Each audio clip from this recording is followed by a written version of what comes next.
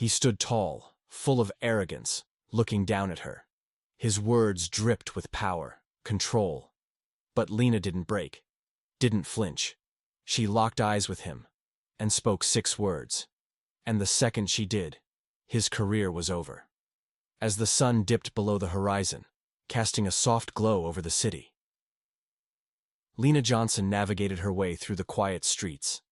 The gentle hum of her car blended with the distant sounds of the bustling city as people hurried to get home or out for the evening. It was just another evening commute for Lena, a successful corporate lawyer known for her poise and impeccable sense of style. Lena, dressed in her professional attire, reflected on the day's successes as she drove her sleek, well-maintained car. Her thoughts were abruptly interrupted when her rearview mirror lit up with the flashing red and blue lights of a police car. A police siren blared briefly, signaling her to pull over. With a sigh, she complied, maneuvering her car to the side of the road. She placed her hands firmly on the steering wheel and took a deep breath, steadying herself for what might come next. Officer Craig, known in his precinct for his tough demeanor and quick judgments, stepped out of his patrol car. His boots crunched on the gravel as he walked up to Lena's window, his face set in a hard line. Without any preliminary courtesies, he demanded, "License and registration." "Hurry up." Remaining composed, Lena slowly reached for her purse, her movements deliberate and unhurried. She was well aware of the protocol during traffic stops and the importance of making no sudden moves. Officer Craig watched her with a skeptical eye, his expression hardening. "Taking your time? Got something to hide?" he asked, his voice tinged with suspicion. Lena retrieved her documents and handed them to him, her demeanor still calm despite the officer's provocative tone. Meeting his gaze confidently, she inquired, "Is there a reason I was pulled over, officer?" Her question was direct, challenging him to provide a legitimate justification for the stop. Officer Craig, however, was not inclined to offer any real explanation. With a dismissive smirk, he replied, "Just checking for suspicious activity." His answer was a non-answer, the kind that he often used to assert his authority without having to justify his actions. Lena recognized the situation for what it was: an unnecessary and potentially escalating encounter, fueled by the officer's abuse of power. She had seen and heard of too many similar incidents, where routine traffic stops turned into something more sinister. But Lena was not just any motorist. She was a seasoned lawyer with a sharp mind and a keen understanding of civil rights. This time, Officer Craig had indeed picked the wrong one to harass. Lena's resolve hardened. She was prepared to stand her ground. Her knowledge of the law and her rights as a citizen equipped her to handle this situation differently. And as the confrontation unfolded, it was clear that Lena would not only challenge Officer Craig's baseless assumptions, but also expose the deeper issues at play. As the streetlights flickered above, casting long shadows on the ground, the stage was set for a significant showdown, one that could potentially change the course of how such encounters were viewed and handled in the future. Officer Craig's methodical inspection of Lena's documents was less about verifying their authenticity and more about asserting his dominance. He scrutinized each piece of paper, as if expecting to find a flaw he could exploit. Lena, well aware of his tactics, maintained her composure, her expression neutral yet assertive. "If everything's in order, I'd like to be on my way," she stated clearly, her tone polite but firm. This was not a request, but a subtle indication that she was aware of her rights and his obligations as an officer. Craig, however, was not ready to relinquish his perceived control. He scoffed, tapping her license against his hand rhythmically. "You people think you can talk back, huh?" he sneered, using the condescension in his voice as a weapon, hoping to provoke her into a reaction that could justify further action on his part. Lena's muscles tensed at the blatant disrespect, but she held her ground, giving no outward sign of agitation. Her training as a lawyer had prepared her well for maintaining poise under pressure. When Craig leaned closer, his voice dripping with arrogance, and commanded, "Step out of the car," she took a deep breath, channeling her frustration into a controlled response. She complied, opening the car door slowly and stepping out with an elegance that contrasted sharply with the situation's vulgarity. Standing tall, she met Craig's gaze directly, her eyes steady and unflinching. The other officers nearby, witnessing the exchange, reacted variably. Some smirked, enjoying the display of authority, while others remained silent, perhaps uncomfortable with Craig's handling of the situation, but unwilling to intervene. As Craig circled her car, pretending to inspect it, he dragged out the moment unnecessarily. "You don't seem very cooperative," he remarked, a clear attempt to bait her into defending herself, which would give him further grounds to escalate the encounter. Lena raised an eyebrow, her response measured yet piercing. "Cooperative with what? You still haven't given me a reason for this stop." Her question was legitimate, a challenge to his authority that she knew he was not adequately prepared to answer. Feeling his control over the situation beginning to slip, Craig's expression hardened. His usual smirk faded as he stepped closer to her, invading her personal space in an overt display of intimidation. "I don't like your attitude," he muttered, his tone a mix of threat and warning. The air around them became thick with tension, charged with the electricity of a critical standoff. Lena did not step back or show any sign of intimidation. Her stance was as resolute as her resolve to not let his provocation dictate her reaction. It was then that Craig made his biggest mistake. In an attempt to assert his dominance, he reached out to grab Lena's arm, a move that crossed the line from a routine traffic stop into potential assault. His action was not only inappropriate, but also illegal, a fact that Lena was acutely aware of. The moment Craig's hand made contact with her, the dynamic changed irrevocably. Lena's voice, when she spoke, carried not just authority, but also an icy calm that belied the seriousness of his misstep. "Officer, you are now assaulting a civilian without cause," she stated, loud enough for the other officers and the bystanders with their phones out to hear. This statement caught the attention of the other officers, who until now had been passive observers. Realizing the gravity of the situation and the potential repercussions, they began to intervene. Craig, caught in the act, knew immediately that he had escalated the situation beyond a point of easy return. His attempt to dominate had backfired spectacularly, setting the stage for serious disciplinary actions against him and potential legal repercussions that could end his career. In that charged moment, Lena had not only defended her rights, but had also turned the tables on an officer who had underestimated her due to his own biases and misuse of power. The incident was no longer just about a traffic stop. It had become a significant confrontation that would have lasting implications for everyone involved. As Officer Craig's hand clamped down on Lena's arm, his movement was too quick, too forceful, reflecting the escalating tension of the interaction. Lena, however, remained impeccably calm, despite the physical intimidation. Her body stiffened under his grip, but her composed demeanor never faltered. This was a crucial moment, and her response, or lack thereof, would set the tone for what was to come. Around them, the atmosphere shifted palpably as bystanders began to understand the gravity of the situation.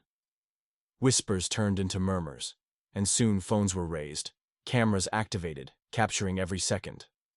The growing audience, their devices held aloft, documented the encounter that was quickly spiraling out of the control officer Craig thought he had. Craig leaned in close, his voice dropping to a menacing whisper meant only for Lena's ears. "People like you should know when to stay quiet," he hissed, the threat barely veiled beneath his words. It was a moment of raw, unguarded aggression, a line crossed that could not be uncrossed. Lena's heart thudded loudly in her chest, not from fear, but from a surge of resolve. Meeting his gaze with unyielding intensity, she delivered a response that would alter the course of the encounter dramatically. With her voice steady and clear, she uttered 6 pivotal words. "Check the body cam footage. Now."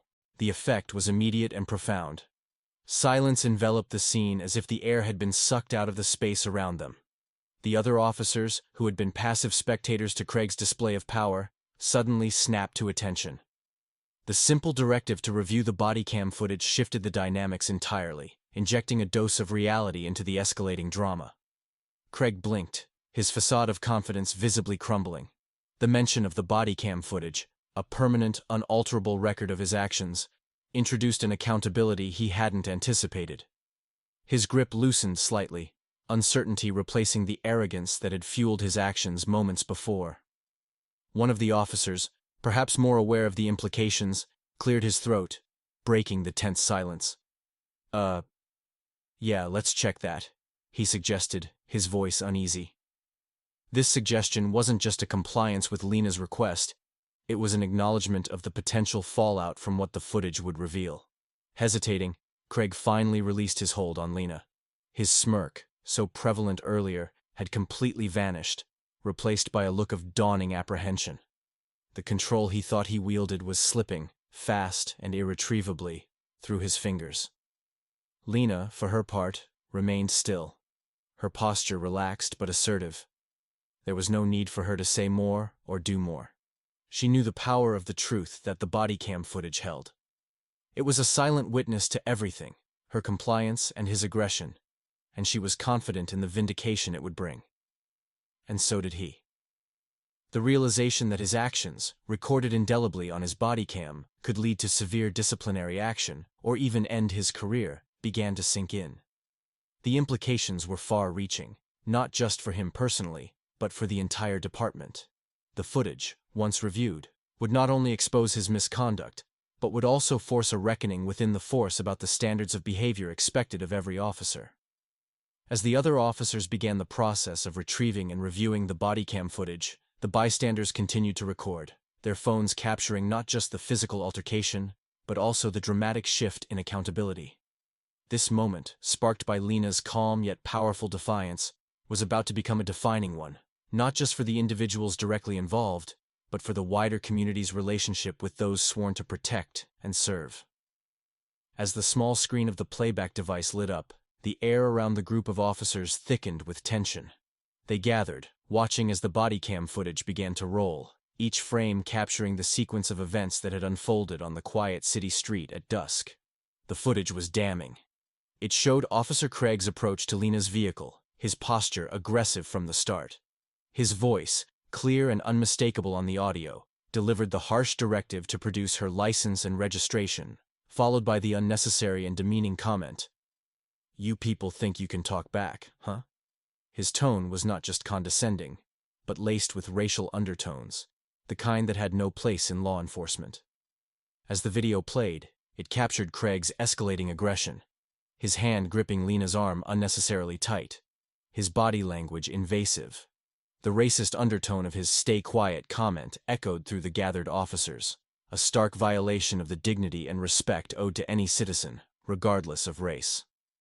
Craig's face drained of color as he watched the scene unfold, his own actions betraying him, his misconduct laid bare for his colleagues to see. Beside him, his partner, previously complicit in silent observation, now stepped back, distancing himself, his gaze averted as if unable to confront the reality of the situation. A palpable silence fell over the group as the footage concluded. It was broken by the firm voice of the ranking officer present, a man who had watched the playback with an increasingly grim expression. "Officer Craig, hand over your badge," he commanded, stepping forward with an air of finality. Craig, his composure shattered, stammered a weak protest. "Well, wait, I was just doing my job." His voice was desperate, seeking leniency where there was none to be found. "Number you were abusing it," the officer replied, his tone resolute and unyielding. There was no room for argument, no ambiguity about the gravity of Craig's actions. It was a clear abuse of power, a betrayal of the badge he wore. Trembling, Craig's hands fumbled as he unclipped his badge and gun, the symbols of his authority and trust now relinquished. As he handed them over, his fall from grace complete, Lena watched from a short distance. Her expression was composed, her stance poised, mirroring the calm demeanor she had maintained throughout the ordeal. Now, as she witnessed Craig's professional demise, her calm was not out of submission, but of vindication. The justice Lena had silently called for as she stood firm under Craig's intimidation had come to pass, delivered not by her own hand, but by the very system that had threatened to fail her. It was a poignant reminder of the power of accountability, and of the potential within law enforcement to right its wrongs when confronted with undeniable truth. The incident, captured so vividly on body cam footage, would not only serve as the end of Craig's career but as a crucial lesson for the department. It highlighted the need for continuous oversight, training, and the importance of holding officers to the highest standard of conduct. As Craig turned away, his career over, Lena's presence remained dignified and strong. The scene had unfolded much like the many cases she had navigated in the courtroom, only this time, she was the client, and justice had been served right on the asphalt under the fading light of day. As Officer Craig was escorted away from the scene, his protests fell on deaf ears. His colleagues, once complicit in silent observation, now maintained a professional distance, their expressions a mixture of disappointment and stern duty. Craig attempted to argue his case, to justify his actions, but the undeniable evidence from the body cam footage had sealed his fate. No one was interested in his explanations. The focus had shifted entirely to accountability and the steps needed to prevent such incidents in the future.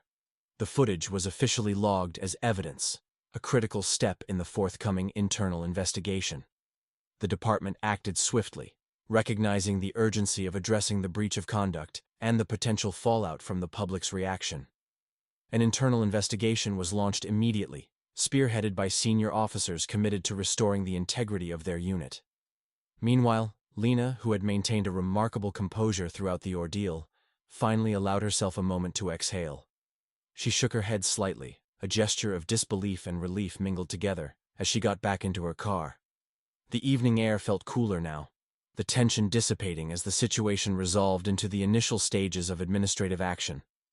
As she prepared to leave, one of the younger officers, who had watched the situation unfold with increasing discomfort, approached her vehicle hesitantly.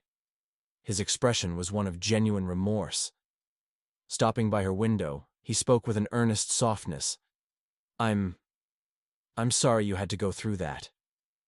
Lena looked up at him, her face a mask of calm introspection. She nodded in acknowledgement of his apology but chose not to respond verbally. Her silence was eloquent, carrying with it the weight of her experience and the unnecessary trial she had endured. In her silence, there was a powerful assertion of dignity, and the unspoken acknowledgement that the apology, while appreciated, was part of a much larger issue that one sorry could not mend. The young officer lingered for a moment, hoping for more, but understanding the significance of her quiet. He finally walked away, his own resolve strengthened to be part of a change within the force, inspired by Lena's strength and the poise she had displayed under pressure. Lena started her car, the engine's soft purr a comforting sound amidst the night's earlier chaos. As she drove away, the lights of the police cruisers fading in her rearview mirror, she reflected on the events. She had stood her ground not just for herself, but as a voice against the misuse of power. Her encounter with Officer Craig would leave an indelible mark on her, a reminder of both the vulnerabilities and the strengths she possessed.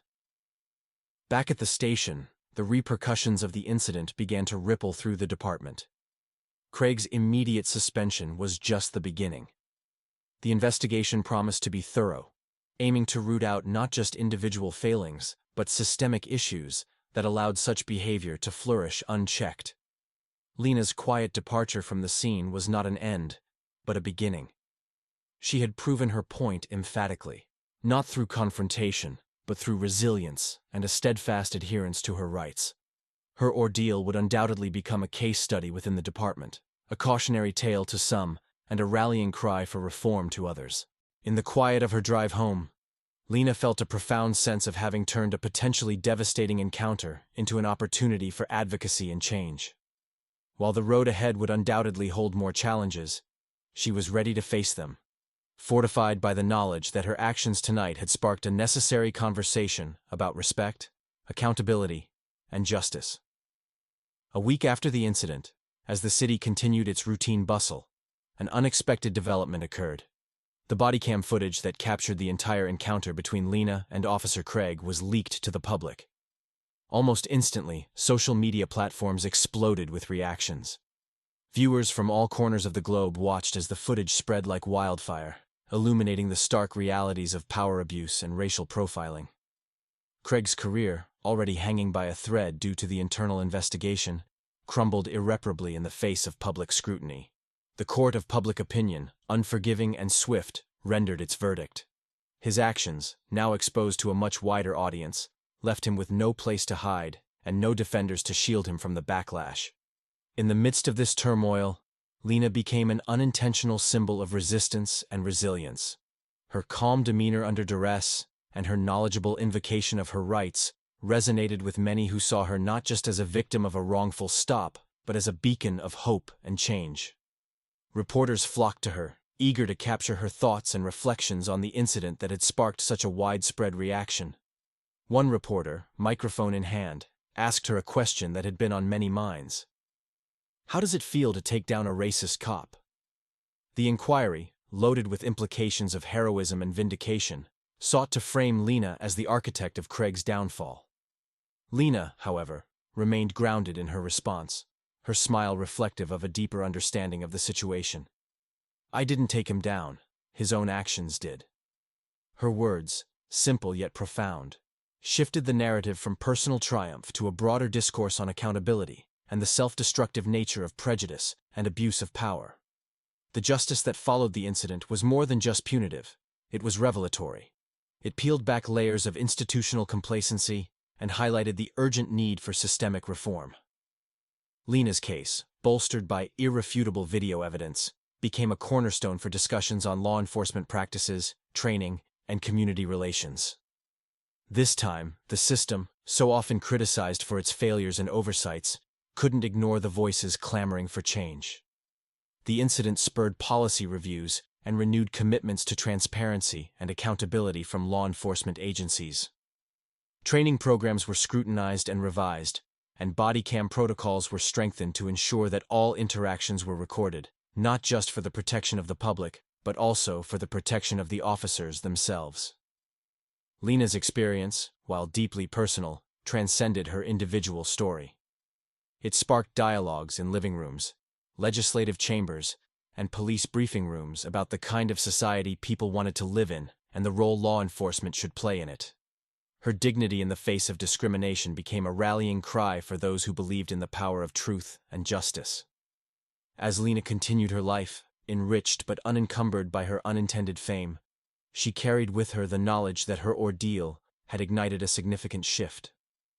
Justice wasn't just served, it became undeniable, a beacon for those who had once felt powerless and a lesson for those who had misused their power. And in that profound transformation, hope found a new foothold, promising a future where such incidents would be less frequent, not because they were hidden, but because they were preventable.